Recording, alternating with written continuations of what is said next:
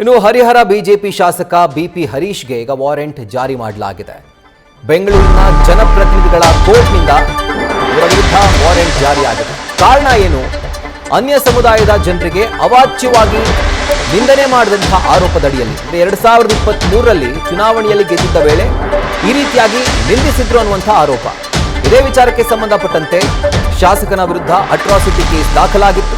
ಈ ಕೇಸ್ ಸಂಬಂಧ ಕೋರ್ಟ್ಗೆ ಗೈರಾದಂತಹ ಹಿನ್ನೆಲೆಯಲ್ಲಿ ಇವರ ವಿರುದ್ಧ ವಾರೆಂಟ್ ಜಾರಿಯಾಗಿದೆ. ಸೊ ಹೀಗಾಗಿ ನಾಳೆ ಜನಪ್ರತಿನಿಧಿಗಳ ಕೋರ್ಟ್ಗೆ ಶಾಸಕ ಬಿಪಿ ಹರೀಶ್ ಹಾಜರಾಗ್ತಾರೆ. 2023ರಲ್ಲಿ ಚುನಾವಣೆಯಲ್ಲಿ ಗೆದ್ದ ನಂತರ ಸಮುದಾಯದ ವಿರುದ್ಧ ಅವಾಚ್ಯವಾಗಿ ನಿಂದಿಸಿದ್ರು, ಅವಾಚ್ಯ ಪದವನ್ನ ಬಳಕೆ ಮಾಡಿದ್ರು. ಸೊ ಹೀಗಾಗಿ ಅಟ್ರಾಸಿಟಿ ಕೇಸ್ ಇವರ ವಿರುದ್ಧ ದಾಖಲಾಗಿತ್ತು. ಆದರೆ ಕೇಸ್ ದಾಖಲಾಗಿ ಕೋರ್ಟ್ನಲ್ಲಿ ಆ ಕೇಸ್ ನಡೀತಾ ಇದ್ರೂ ಕೂಡ ವಿಚಾರಣೆಗೆ ಇವರು ಹಾಜರಾಗಿರಲಿಲ್ಲ.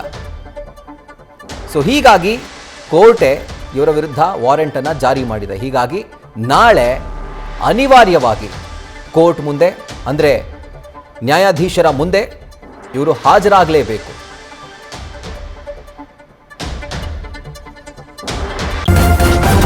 ನ್ಯೂಸ್ ಫಸ್ಟ್ ನಿರ್ಭೀತಿಯಿಂದ ನಿಮ್ಮ ಪರವಾಗಿ.